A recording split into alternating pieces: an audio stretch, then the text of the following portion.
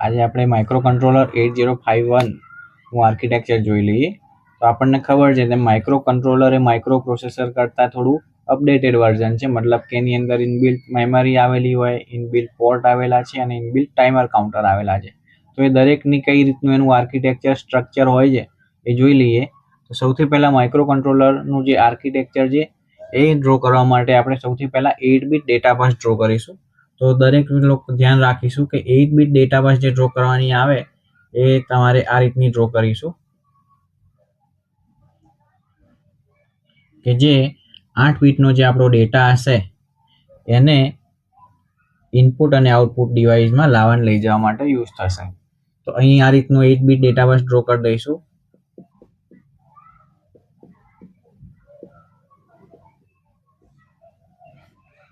8 bit data bus draw થઈ જાય ત્યારબાદ હવે આપણે સૌથી પહેલા ડ્રો કરીશું પોર્ટ.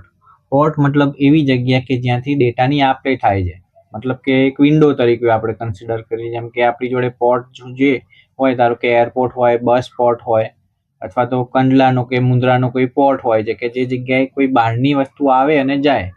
તો એ જ રીતે અહીંયા જે ડેટાની આપ-લે થશે પોર્ટ મારફતે થશે. તો આપણા માઇક્રો કંટ્રોલરની અંદર ટોટલ 4 પોર્ટ આવેલા છે: પોર્ટ 0, પોર્ટ 1, પોર્ટ 2 અને પોર્ટ 3.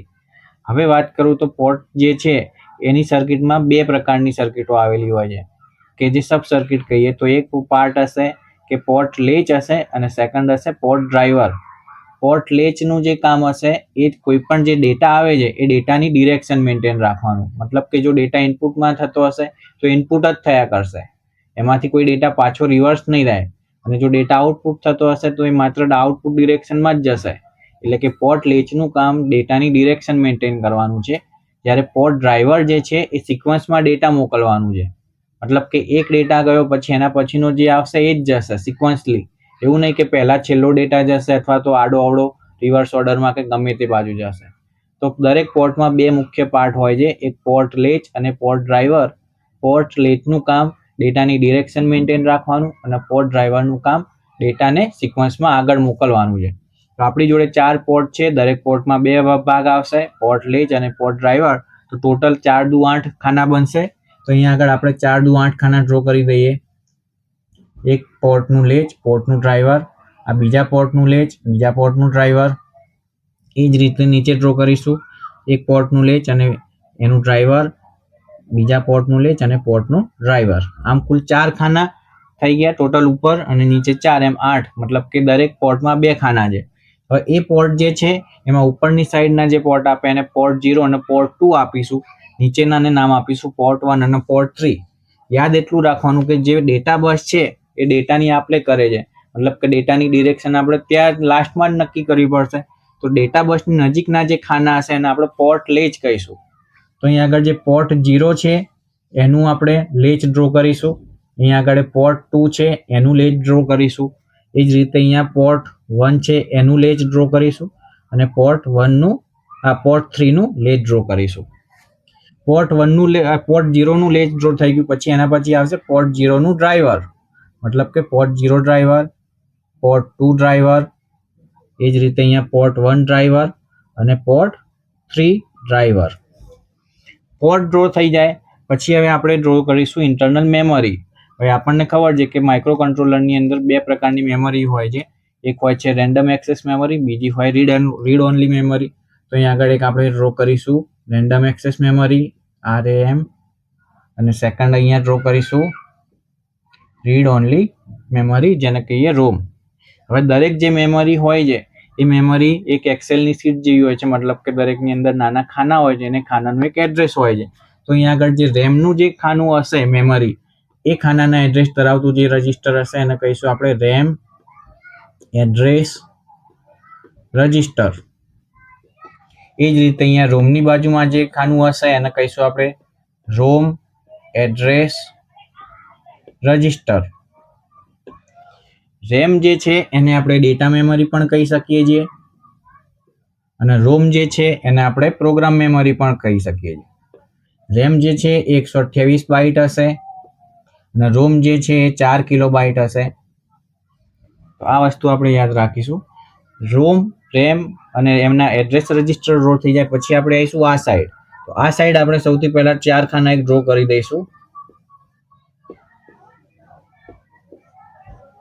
તો હવે એ 4 ખાના કયા છે? તો 4 ખાનામાં સૌથી પહેલું આપણે ડ્રો કરીશું data pointer, DTPR data pointer. ત્યારબાદ આપણે ડ્રો કરીશું પ્રોગ્રામ કાઉન્ટર, એના પછી ડ્રો કરીશું પ્રોગ્રામ કાઉન્ટર ઇન્ક્રીમેન્ટ, અને ઉપર આપણે ડ્રો કરીશું બફર. હવે ડેટા પોઇન્ટર અને પ્રોગ્રામ કાઉન્ટરનું કામ સેમ જ છે, જે કે કોઈ પણ તમે પ્રોગ્રામ એક્ઝિક્યુશન કરો એ વખતે નેક્સ્ટ જે ઇન્સ્ટ્રક્શન આવવાની હોય એનું જે એડ્રેસ દર્શાવશે એ પ્રોગ્રામ કાઉન્ટર દર્શાવે છે. તો ડેટા પોઇન્ટર પણ એ જ કામ કરે છે કે ભાઈ નેક્સ્ટ ઇન્સ્ટ્રક્શન જે આવશે એ ઇન્સ્ટ્રક્શનનું એડ્રેસ લોકેશન દર્શાવે છે. તો ડિફરન્ટ શું છે? તો જો તમારી નેક્સ્ટ ઇન્સ્ટ્રક્શન તમારી ઇન્ટરનલ મેમરી મતલબ કે પ્રોગ્રામની રોમ જે 4 KB છે એ 4 KB ની અંદર જો ઇન્સ્ટ્રક્શન આવતી હશે નેક્સ્ટ ઇન્સ્ટ્રક્શન ઇન્ટરનલ રોમમાં, તો એનું એડ્રેસ પ્રોગ્રામ કાઉન્ટર બતાવશે. પણ જો તમારી નેક્સ્ટ ઇન્સ્ટ્રક્શન બહારની કોઈ એક્સટર્નલ મેમરીમાં આવતી હશે તો એ કેસની અંદર તમારું નેક્સ્ટ લોકેશન જે છે ઇન્સ્ટ્રક્શનનું એ ડેટા પોઇન્ટર બતાવશે. તો એ મુખ્ય યાદ રાખીશું કે ડેટા પોઇન્ટર અને પ્રોગ્રામ કાઉન્ટર બંને નેક્સ્ટ ઇન્સ્ટ્રક્શનનું જ એડ્રેસ બતાવે. પણ પ્રોગ્રામ કાઉન્ટર એ ઇન્ટરનલ રોમનું જો અંદર આવતી હોય મેમરીમાં ઇન્સ્ટ્રક્શન તો એડ્રેસ એ બતાવશે. પણ જો બહારની મેમરીમાં નેક્સ્ટ ઇન્સ્ટ્રક્શન હશે તમારી તો એનું લોકેશન ડેટા પોઇન્ટર બતાવશે. ત્યારબાદ આવે છે પ્રોગ્રામ કાઉન્ટર ઇન્ક્રીમેન્ટ, કે જેમ તમે નેક્સ્ટ એક્ઝિક્યુશન કમાન્ડ આપશો તો એક ખાનું એડ કરવા માટે પ્રોગ્રામ કાઉન્ટર ઇન્ક્રીમેન્ટ આવશે. અને લાસ્ટમાં છે બફર, કે જે પ્રોગ્રામ મેમરી અને ડેટા મેમરી બંનેને આઇસોલેશન પ્રોવાઈડ પાડે છે. તો આ રીતની અહીંયા આપણે 4 ખાનાઓ આપણે ડ્રો કરી દઈશું. હવે અહીંયા આગળ એક આપણે ડ્રો કરી દઈશું સ્ટેક પોઇન્ટર, કે જે છેલ્લે એક્ઝિક્યુટ થયેલી ઇન્સ્ટ્રક્શન એનું રિઝલ્ટ જે જગ્યાએ સ્ટોર થયું હોય એનું લોકેશન દર્શાવે છે. અહીંયા આગળ આપણે ડ્રો કરી દઈશું એક એક્યુમ્યુલેટર. અહીંયા આગળ ડ્રો કરીશું ટેમ્પરરી રજિસ્ટર 1, ટેમ્પરરી રજિસ્ટર 2. ત્યારબાદ જે ડેટા આવે છે એને જે એરિથમેટિક અને લોજિકલ પ્રોસેસ કરીશું, મતલબ ગાણિતિક અને તાર્કિક એ પ્રક્રિયાઓ કરવા માટે એક અહીંયા ALU ડ્રો કરીશું. એ ડેટા જે પ્રોસેસ થયો એના ગુણધર્મો જે ફ્લેગ રજિસ્ટર આપણું કહેતા હતા 8085માં એ જ વસ્તુ અહીંયા પ્રોગ્રામ સ્ટેટસ વર્ડ વડે દર્શાવે, PSW વડે. ત્યારબાદ અહીંયા એક ખાનું ડ્રો કરીશું કે જેમાં તમે સિરિયલ કોમ્યુનિકેશન લખી શકો, ઇન્ટરપ્ટનું એક ખાનું હશે, અને એ જ રીતે આપણું ઇન્સ્ટ્રક્શન રજિસ્ટર પણ અહીંયા ડ્રો કરીશું. આટલી વસ્તુ ડ્રો થઈ જાય પછી અહીંયા આગળ આપણે એક ખાનું ડ્રો કરીશું જેને કહીશું ટાઈમિંગ એન્ડ કંટ્રોલ. તો આખું જે ડેટાનું જે કંટ્રોલિંગ થાય છે માઇક્રો કંટ્રોલરમાં એનું જે કંટ્રોલિંગ સેક્શન મતલબ કે જે હાર્ટ કહેવાય એ ટાઈમિંગ એન્ડ કંટ્રોલ સેક્શનમાં હશે. અને એમાં મુખ્ય 4 પિનો આવેલી છે. એ 4 પિનો કઈ? તો એક પિન હશે PSEN, બીજી હશે ઇનેબલ એક્સેસ EA, ત્રીજી પિન હશે ALE અને છેલ્લી પિન હશે રીસેટ. PSEN નું કામ શું? તો PSEN મતલબ કે પ્રોગ્રામ સ્ટોર ઇનેબલ. તો તમે જ્યારે કોઈ પણ માઇક્રો કંટ્રોલર જોડે એક્સટર્નલ ડિવાઇસ જોડે કોઈ કામ કરવાનું આવશે તો એ વસ્તુ કરવા માટે એની પરમિશન લેવા માટે PSEN વપરાશે, કે જે એક્ટિવ લો સિગ્નલ હોય છે. ત્યારબાદ આવે છે ઇનેબલ એક્સેસ. તો જ્યારે બહારની મેમરી સાથે તમારું કોમ્યુનિકેશન ચાલુ થઈ જાય મતલબ કે ડેટાનો ફ્લો ચાલુ થઈ જાય તો એ એક્સેસ કરવા માટેનું સિગ્નલ આપશે ઇનેબલ એક્સેસ વડે. ત્યારબાદ આવે છે ALE સિગ્નલ. તો ALE નું કામ જે આપણી AD0 થી AD7 જે ડેટા બસ છે અને એડ્રેસ બસ લોઅર ઓર્ડર એ બંનેને ક્યારે એડ્રેસ તરીકે કામ કરવું ક્યારે ડેટા બસ તરીકે કામ કરવું એ નક્કી કરવાનું છે. અને છેલ્લું જે રીસેટ છે કે જે માઇક્રો કંટ્રોલરને રીસ્ટાર્ટ અથવા તો એનો જે ડેટા છે એ રીસેટ કરવા માટે વપરાય છે.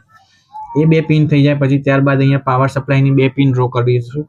એક હશે VSS અને બીજી હશે VCC, કે જેની બંને વચ્ચે +5 વોલ્ટ DC સપ્લાય આપણે આપીશું. આટલું ડ્રો થઈ જાય પછી અહીંયા આગળ એક ખાનું ડ્રો કરીશું ક્લોક સિગ્નલ માટે. તો એક ક્લોક સિગ્નલ માટેનું એક ખાનું ડ્રો કરીશું કે જે X1 અને X2 પિન દર્શાવે છે, જેની બંને વચ્ચે 12 થી 16 મેગાહર્ટ્ઝ જેટલી ફ્રીક્વન્સીના સિગ્નલ આપણે સિરિયલ કોમ્યુનિકેશન માટે જનરેટ કરી શકીએ છીએ. તો આ થયું આપણું માઇક્રો કંટ્રોલર 8051 નું આર્કિટેક્ચર. હવે જે 4 પોર્ટ આપણે ડ્રો કરે એ 4 પોર્ટની ઉપર તમે 8 પિનો અહીંયા ડ્રો કરી શકો છો, કારણ કે દરેક પોર્ટ જે છે એ 8 બીટનું છે, મતલબ કે 8 બીટ એટલે કે 8 પિનો દરેકમાં હોય છે. તો અહીંયા આગળ દરેકની અંદર 8 પિનો આપણે ડ્રો કરીશું. તો એ 4 પોર્ટનું અહીંયા તમે સાઈડમાં લખી શકો છો ડિસ્ક્રિપ્શન, કે ધારો કે પોર્ટ 0, પોર્ટ 1, પોર્ટ 2 અને પોર્ટ 3. તો પોર્ટ 0 જે હશે એની 8 પિનોના નામ આપીશું આપણે P0.0 થી P0.7, એટલે કે 0.0 થી 0.7 સુધીની 8 પિનો પોર્ટ 0 દર્શાવે. પછી આવશે P1.0 થી P1.7, એટલે કે એની 8 પિનો જે છે પોર્ટ 1 દર્શાવે. P2.0 થી P2.7 એની 8 પિનો આવશે પોર્ટ 2 ની, અને P3.0 થી P3.7 એની 8 પિનો આવે છે પોર્ટ 3. હવે પોર્ટ 0 જે છે એ પોર્ટ 0 એ આપણી AD0 થી AD7 ની પિનો ધરાવે છે. AD0 થી AD7 મતલબ કે લોઅર ઓર્ડર એડ્રેસ બસ અને ડેટા બસ. ત્યારબાદ પોર્ટ 2 જે છે એ આપણું હાયર ઓર્ડર એડ્રેસ બસ દર્શાવે છે, મતલબ કે A8 to A15. અને ત્યારબાદ જે પોર્ટ 1 છે એ આપણો જનરલ પર્પઝ પોર્ટ છે કે જે તમે કોઈ પણ ઉપયોગમાં લઈ શકો છો. અને પોર્ટ 3 જે છે એ આપણો સ્પેશિયલ ફંક્શન પોર્ટ છે, મતલબ કે એની 8 પિનો જે હશે P3.0 થી 3.7 એ 8 પિનોનું ફંક્શન એક અલગ હશે. તો આ હતું આપણું બેઝિક આર્કિટેક્ચર જે કહેવાય છે કે જે માઇક્રો કંટ્રોલર 8051 નું હતું. તમને ખ્યાલ આવી ગયો હશે. Thank you.